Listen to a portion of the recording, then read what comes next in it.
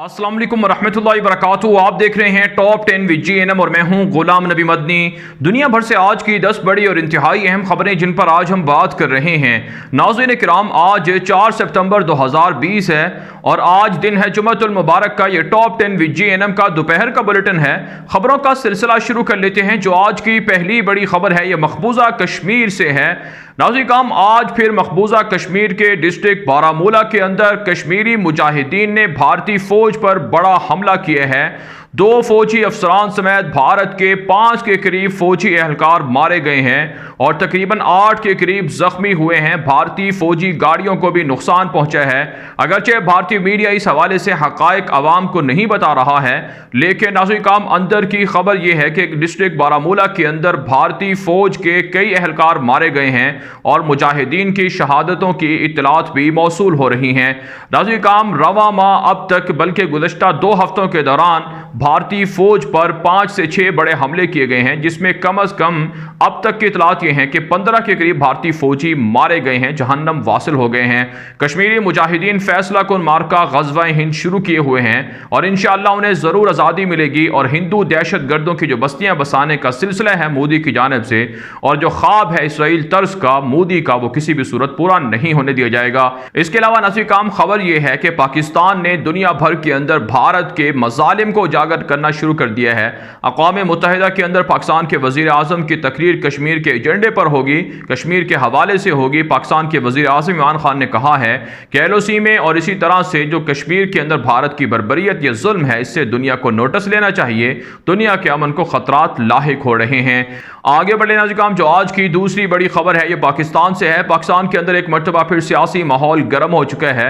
Opposition जमातों ने हुकूमत के खिलाफ तहरीक चलाने पर इत्तेफाक किया है। 20 सितंबर को कहा जाता है सियासी जमातें मुत्तहिद होंगी, लेकिन हुकूमत ने कहा है कि उनकी कारकर्दगी बेहतर है, लिहाजा उन्हें अपोजिशन के एहतजाज वगैरह से कोई मसला नहीं है।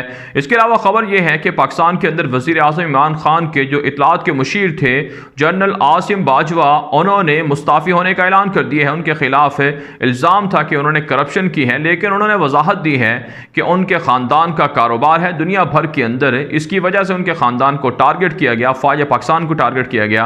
और फ़ौज पाकिस्तान न करप्शन में मुलव्वस है और ना मुलव्वस हो सकती है, लिहाजा वो इस बात को अपने आप को बिल्कुल आवाम के सामने वाज़े करेंगे कि उन्होंने कोई करप्शन नहीं है, उनके जो जायदादें हैं या उनके असासे हैं वो बिल्कुल दुरुस्त हैं। बहरहाल नाज़रीन काम, भारत से पाकिस्तान के खिलाफ बिलखुसूस CPEC के खिलाफ प्रोपेगेंडा किया जाता रहा। आप जानते हैं जनरल आसिम बाजवा को CPEC अथॉरिटी का जिम्मेदार और चेयरमैन बनाया गया था, जिसके बाद काफ़ी तरक्याती प्रोजेक्ट्स आगे बढ़े हैं। इसके अलावा खबर यह भी है कि चीनी सदर शी जिनपिंग का जो दौरा पाकिस्तान शेड्यूल था वो आर्जी तौर पर आगे बढ़ा दिया गया है और CPEC मंसूबों को जल्द पाकिस्तान मुकम्मल करेगा। आगे बढ़ लेते हैं काम, जो आज की तीसरी बड़ी खबर है ये चीन और भारत के दरमियान जंग और तनाव के हवाले से है। नाज़रीन काम, ताज़ा तरीन खबर मौसूल हो रही है कि भारत ने अपनी फौज को चीन पर हमला करने का हुक्म दे दिया है। नए तरीके से तैयारियां की जा रही हैं। स्ट्रेटेजिक जो भारत की है वो इस वक्त चीनी फौजियों को पीछे हटाने की है, इसके लिए तैयारियां कर ली गई हैं। भारतीय एयर चीफ भी मुख्तलिफ सरहदी मकामात का दौरा करके जंगी जहाज़ों का जायज़ा ले रहे हैं और इसी तरह से भारतीय आर्मी चीफ भी वो लद्दाख के दौरे पर मौजूद हैं। जबकि नाज़रीन काम, खबर यह है कि मोदी ने भी ये कहा है कि कोरोना वबा की आड़ में चीन माशी गलबे के लिए मुख्तलिफ पड़ोसी मुल्कों के साथ तनाज़ात को बढ़ा रहा है। इसके अलावा खबर नाज़रीन काम ये भी है कि भारत ने चीन के खिलाफ वीज़ा पॉलिसियों को जांच पड़ताल को मज़ीद सख्त कर दिया है। चीनी ओहदेदारों को मज़ीद वीज़े ना देने का फैसला किया गया है और चीन के खिलाफ पाबंदियां भी मज़ीद लगाने का इंडिया भारत की जानिब से दिया जा रहा है, जिसके जवाब में चाइना भी भारत के खिलाफ इसी तरह का एक्शन लेगा।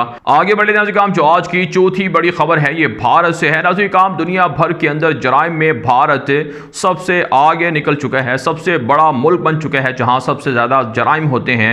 3 साल बच्ची हो या फिर 15 साल नौजवान लड़की हो और या फिर जो ख़वातीन हैं उनके साथ जिनसी तशद्दुद का معاملہ ہو، ریپ کا معاملہ ہو، بھارت اس میں آگے ہے۔ آج کی بڑی خبریں بھارت سے ہی آ رہی ہیں کہ جنسی تشدد بھارت کے اندر بڑھ چکا ہے، خواتین غیر محفوظ ہیں، عصمت دریاں کی جا رہی ہیں۔ اس کے علاوہ خبر یہ بھی ہے کہ بھارت کے اندر چوری ڈکیٹی میں بھی اضافہ ہوا ہے، غربت میں اضافہ ہوا ہے، اور ساتھ ساتھ ایسی کام خبر یہ بھی بھارت سے آ رہی ہے کہ خودکشیوں کا رجحان بڑھ چکا ہے، اور سالانہ بھارت کے اندر لاکھوں لوگ خودکشیاں کر کے بالخصوص طلباء اور طالبات اپنی جان دے دیتے ہیں۔ اس کے علاوہ ناظرین کام خبر یہ ہے کہ بھارت کے اندر جو ٹیکس اکٹھا کرنے کا ریشو تھا وہ بھی کم ہوا ہے، اور لوگوں کے پاس جو کاروبار تھے وہ بھی ختم ہو کر رہ گئے ہیں۔ بھارتی عوام مودی سے چھٹکارے کے لیے احتجاج کرنا چاہتے ہیں، مطالبہ کر رہے ہیں کہ مودی کے آنے کے بعد ان کے مسائل میں اضافہ ہوا ہے، اور مسلسل مودی حکومت عوامی وسائل کو بیرونی دنیا سے اسلحے خریداری کے اندر جھونک رہے ہیں، صرف کر رہے ہیں۔ آگے بڑھے ناظرین کام جو آج کی 5ویں بڑی خبر ہے، یہ ناظرین کام افغانستان سے ہے۔ تازہ ترین خبر موصول ہو رہی ہے کہ امریکی صدر ڈونلڈ ٹرمپ نے افغانستان میں نئے سفیر کو متعین کرنے کا فیصلہ کر لیا ہے۔ ایک ایسے سفیر کو متعین کیا جا رہا ہے جو امریکی اور افغان جنگ کے خلاف ہیں، اور جلد امریکی افواج کے انخلا میں ٹرمپ کی مدد کریں گے، اور ان کو فوری طور پر افغانستان میں ذمہ داریاں سونپنے کا فیصلہ کر لیا گیا ہے۔ جبکہ ناظرین کام خبر یہ سامنے آ رہی ہے کہ اقوام متحدہ کی جو خصوصی مندوب ہیں افغانستان کے اندر، انہوں نے طالبان سے اور کابل حکومت سے مطالبہ کیا ہے کہ وہ جنگ بندی کریں تاکہ انٹر افغان مذاکرات کا راؤنڈ شروع ہو سکے۔ جبکہ ناظرین کام طالبان کے مختلف ذرائع ابلاغ پر خبریں گردش کر رہی ہیں کہ 4 ٹینک تباہ کر دیے گئے ہیں، بھاری ساز و سامان قبضے میں لیا گیا ہے، 13 کے قریب اہلکار مار ڈالے گئے ہیں۔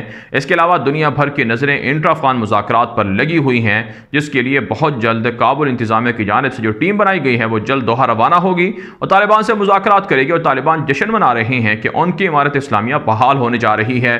آگے بڑھے ناظرین کام جو آج کی 6ٹھی بڑی خبر ہے یہ اسرائیل سے ہے۔ ناظرین کام اسرائیل کے وزیر اعظم نیتن یاہو نے متحدہ عرب امارات کو امریکہ سے F-35 جہاز خریدنے کے لیے اجازت دے دی ہے، پرمیشن دے دی ہے، اور خبر یہ سامنے آ رہی ہے کہ متحدہ عرب امارات اس کے بدلے اسرائیل کے ساتھ تعلقات بنائے گا، اور ساتھ ساتھ خبریں یہ بھی ہیں کہ حیفا کے اندر، تل ابیب کے اندر اور دیگر بڑے شہروں کے اندر متحدہ عرب امارات اپنے قونصل خانے بھی کھول رہا ہے۔ جبکہ ناظرین کرام خبریں یہ ہیں کہ بحرین بھی اسرائیل کو تسلیم کرنے جا رہا ہے۔ اس کے علاوہ اطلاعات یہ ہیں کہ اسرائیل کی جانب سے وہاں شام پر بھی بمباری کی جا رہی ہے گریٹر اسرائیل کو وسعت دینے کے لیے، اور آج تیسرے روز بھی بمباری کی اطلاعات موصول ہوئی ہیں۔ جبکہ ناظرین کرام فلسطینی قیادت نے محمود عباس اور دیگر وہاں کی جماعتوں نے عربوں کے اسرائیل کے ساتھ تعلقات کو مسترد کر دیا ہے، امارات کو اور بحرین کو خبردار کیا ہے کہ اگر وہ اسی طرح کے اسرائیل کے ساتھ تعلقات رکھیں گے تو ان کو پھر جو عربوں کی جو کونسل ہے اس کے اندر شامل نہیں کیا جائے گا، اور انہیں کوئی حق نہیں پہنچتا کہ وہ مسئلہ فلسطین کے حوالے سے بات کریں۔ ناظرین کرام کہا جاتا ہے کہ سعودی عرب اور دیگر بڑے عرب ممالک بھی اسرائیل کے ساتھ پس پردہ تعلقات قائم کر چکے ہیں، اور اس سے مسئلہ فلسطین کو بے حد نقصان پہنچ رہا ہے۔ آگے بڑھے ناظرین کرام جو آج کی 7ویں بڑی خبر ہے یہ ترکی سے ہے۔ ناظرین کرام خبر سامنے آ رہی ہے کہ ترک فوجوں نے، ترک بحریہ نے روس کے ساتھ جنگی مشقیں بحر متوسط کے اندر شروع کر دی ہیں۔ اس سے پہلے اٹلی کے ساتھ اور امریکہ کے ساتھ بھی ترک فوجیں جنگی مشقیں کر چکی ہیں، جبکہ نیٹو کی جانب سے، جرمن چانسلر انجیلا مرکل کی جانب سے یونان، قبرص اور اسی طرح سے فرانس اور ترکی کے درمیان مذاکرات کے لیے کوششیں کی جا رہی ہیں۔ امریکہ بھی اس حوالے سے فریقین سے رابطہ کر کے جنگ کے ماحول کو کم کرنے پر زور دے رہا ہے۔ جبکہ اطلاعات یہ ہیں کہ طیب اردگان کی حکومت نے 2019 کے اندر جتنا بی ٹیکس جمع ہوا اس کا تقریباً 84% سے زائد جو رقم تھی وہ صحت کے اور اسی طرح سے تعلیم اور دیگر ترقیاتی کاموں میں خرچ کی ہے۔ اس سے پہلے 2000 کے اندر تقریباً کہا جاتا ہے کہ صرف 14% صحت کے مسائل پر جو ٹیکس آمدنی ہوتی تھی وہ خرچ کی جاتی تھی، جبکہ اب طیب اردگان نے صحت کے مسائل کو بہتر کر دیا ہے۔ ترکی تمام کے تمام شعبوں کے اندر ترقی کر رہا ہے، اور 2023 تک دنیا کا ترکی سب سے زیادہ طاقتور اور ہیلتھ کے اعتبار سے، دفاعی اعتبار سے مضبوط ترین ملک ہوگا۔ آگے بڑھے ناظرین کرام جو آج کی 8ویں بڑی خبر ہے یہ ایران سے ہے۔ ناظرین کرام ایران کے خلاف امریکہ کی پابندیاں جاری ہیں، مزید 11 اداروں کو، ایران کے 11 اداروں کو امریکہ نے بلیک لسٹ کر دیا ہے۔ اس کے علاوہ UK کے ڈیفنس منسٹر نے کہا ہے کہ حوثیوں کے ذریعے سے، حزب اللہ کے ذریعے سے ایران خطے کے اندر دہشت گردوں کو سپورٹ کر رہا ہے۔ جبکہ ناظرین کرام ایک ایرانی عہدیدار نے دعویٰ کیا ہے کہ جب سے امریکی پابندیاں لگی ہیں ایران ایک قطرہ پیٹرول بھی دنیا کو نہیں بیچ سکا ہے، جس سے ایران کی اکانومی کو اور عوام کو بے حد نقصان پہنچا ہے۔ جبکہ ناظرین کرام ایمنسٹی انٹرنیشنل نے دعویٰ کیا ہے کہ ایران کے اندر مظاہرین کو اور حکومت مخالف لوگوں کو زبردست قسم کا تشدد کا نشانہ بنایا جاتا ہے۔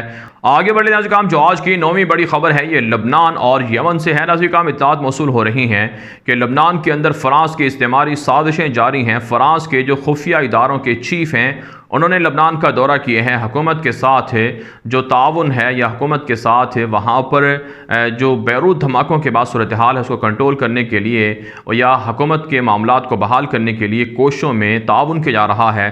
جبکہ مختلف ماہرین کا ماننا ہے کہ فرانس لبنان کے اندر اور عراق کے اندر فوجی اڈے بنا کر اسرائیل کو وسعت دینا چاہتا ہے، ترکی کو کاؤنٹر کرنا چاہتا ہے۔